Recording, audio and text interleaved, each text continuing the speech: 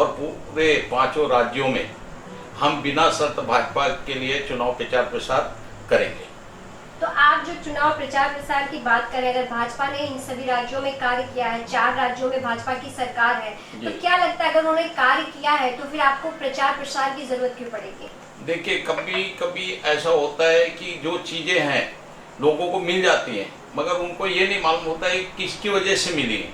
तो वो चीजें या जो कार्य किए गए हैं वो कार्यों को मालूम नहीं पड़ता है लोगों को कि किसने किया है, तो बताना पड़ता है। इसीलिए हमको बताने के लिए लोगों के लिए ये कार्य करना पड़ता है, प्रचार प्रसार करना पड़ता है। तो द्विवेदी जी, आप उत्तर प्रदेश के निवासी हैं? जी। किस जिले से हैं?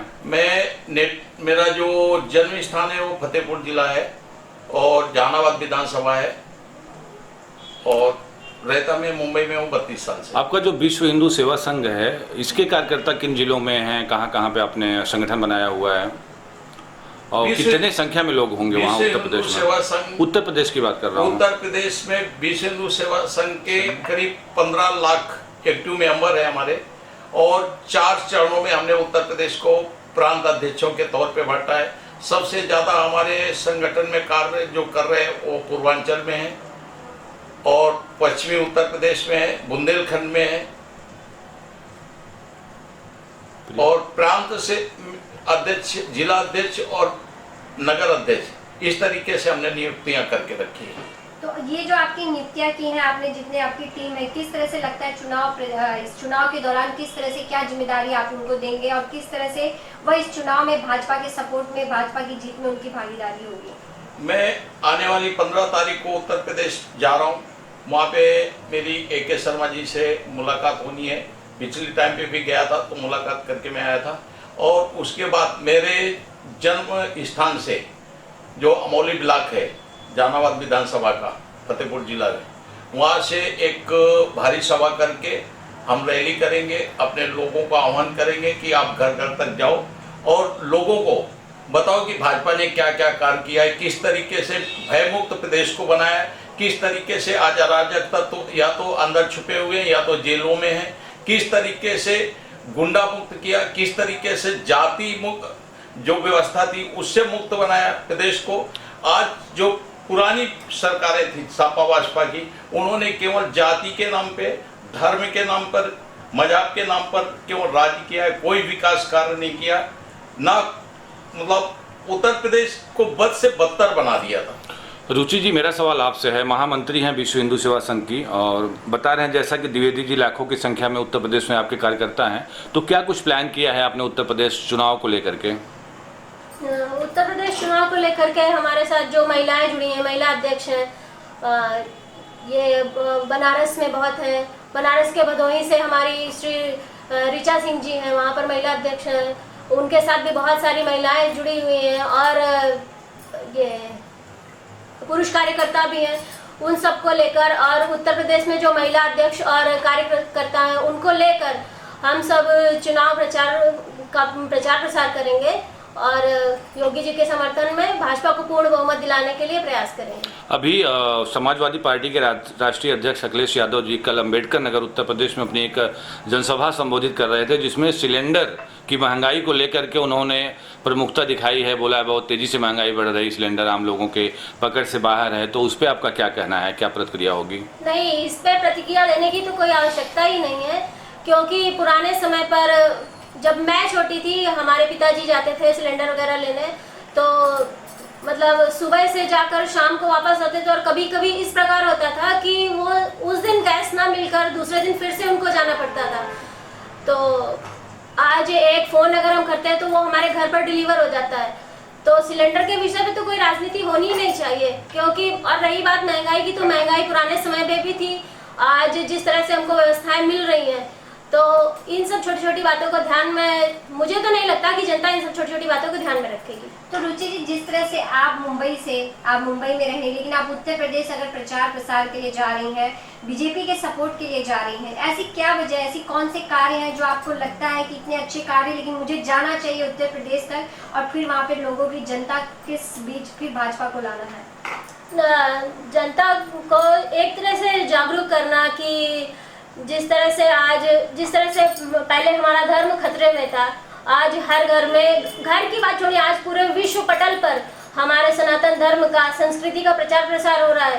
तो उन सब की शुरुआत जब हम अपने घर से करेंगे, अपने घर से फिर धीरे धीरे समाज, फिर देश, इस तरह से मजबूत होकर ही देश एक प्रकार से विश्व गुरु बनेगा। तो इन सब बातों को ध्यान में रखते हुए मैं उत्तर प्रदेश में मौजूद रहूंगी और वहाँ पर अपने साथ जितनी भी महिला कार्यकर्ता हैं उनको एकत्रित कर भाजपा के समर्थन के लिए कार्य करूंगी।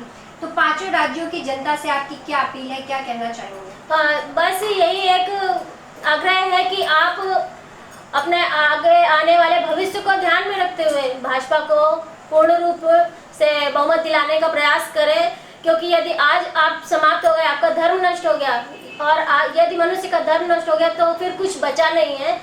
तो भविष्य को ध्यान में रखते हुए आप भाजपा को ही वोट दें, समर्थन करें। द्विवेदी जी, कुछ दिन पहले कृपा शंकर कांग्रेस के दिग्गज नेता थे, महाराष्ट्र के गृह मंत्री थे, और वो भाजपा ज्वाइन किए। अभी 4 दिन पहले सुभाष पासी, जो समाजवादी पार्टी के वर्तमान एमएलए हैं, वो भी भाजपा में आ गए।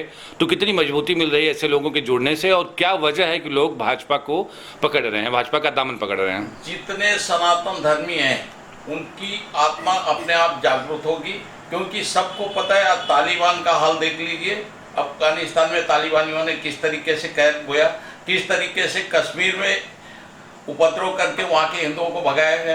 तो जिनके अंदर हिंदुत्व जाग है वो अपने आप भाजपा की शरण में आएंगे, और इसी का कारण है कि कृपा शंकर सिंह या हो या सुभाष पासी, उन्होंने देखा कि अगर हम सुरक्षित हमें रहना है तो हमें भाजपा का साथ देना पड़ेगा।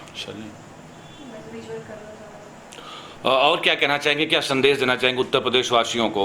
मैं उत्तर प्रदेश वासियों को, इन्हीं 5 राज्यों में जहाँ जहाँ पे चुनाव हो रहे हैं वहाँ के लोगों को मैं आज अपील करना चाहूँगा आपके चैनल के माध्यम से कि आप जागरूक हो, आपके धर्म के लिए, राष्ट्र निर्माण के लिए, राष्ट्र के लिए आप भाजपा को वोट दें, भाजपा का सहयोग करें, भाजपा का समर्थन करें, वरना आने वाला जो भविष्य आपके बच्चों का वो खतरे में होगा अगर अन्य पार्टियां विजयी होती हैं। उसका उदाहरण कश्मीर ले लो, केरल ले लो, बंगाल ले लो।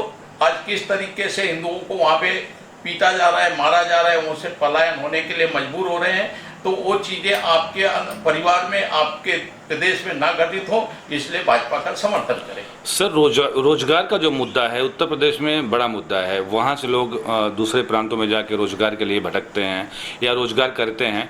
तो आपको नहीं लगता कि उत्तर प्रदेश में भी कुछ लघु उद्योग या बड़े उद्योग लगाए जाएं जिससे वहाँ के लोग वहाँ पे अच्छे से रोजगार प्राप्त कर सकें? बहुत अच्छा आपका प्रश्न है। मैं आपको जवाब देना चाहूँगा कि उत्तर प्रदेश की ये जो अव्यवस्था हुई है, पिछले जो लोगों की गवर्नमेंट थी, जो लोगों की काम करने की जो इच्छाएं थी वो सही नहीं थी। उनके जो गुंडागर्दी थी, उस मानसिकता से बाहरी निवेश नहीं होता था। निवेश न होने के कारण वहाँ पे उद्योग नहीं होता था। माननीय योगी आदित्यनाथ जी के आने के बाद वहाँ बहुत सारे योग के रोजगारों की व्यवस्था की गई है, और आने वाले समय में उत्तर प्रदेश के लोग कहीं पे भी नहीं जाएंगे, और हो सकता है बाहर के लोगों को उत्तर प्रदेश में जाना पड़े। तो जिस तरह से योगी आदित्यनाथ ने फिल्म सिटी उत्तर प्रदेश में लाने की जो उनकी एक कोशिश है, जिसकी तैयारी भी चालू हो चुकी है, क्या लगता है वहाँ फिल्म सिटी बनने से वहाँ के लोगों, यहाँ पे जो लोग हैं, उन्हें कितना उत्तर प्रदेश में रोजगार मिल सकेगा और उत्तर भारतीयों को बाहर नहीं जाना?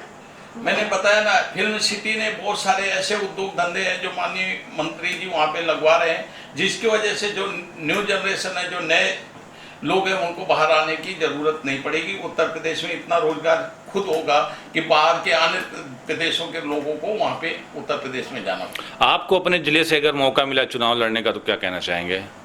ये पार्टी निर्णय लेगी। आप अगर राजनीति में हैं, आप राजनीति से जुड़ते हैं, पार्टी से जुड़े हैं, तो आप राजनीति करने के लिए यहाँ पर जुड़े हुए हैं या फिर समाज सेवा से एक सोशल वर्कर के रूप में जुड़े? देखिए, दोनों पहलू एक हैं। जब तक आप राजनीति से नहीं जुड़ेंगे तो समाज सेवा नहीं कर सकते, समाज सेवा नहीं करेंगे तो राजनीति नहीं कर सकते। जनता आपके लिए कितने मायने रखती है? जनता सर्वोपरि है। जनता का हम कार्य नहीं करेंगे, जनता हमारे साथ नहीं रहेगी तो हमारी राजनीति नहीं हो सकती। Okay, thank you.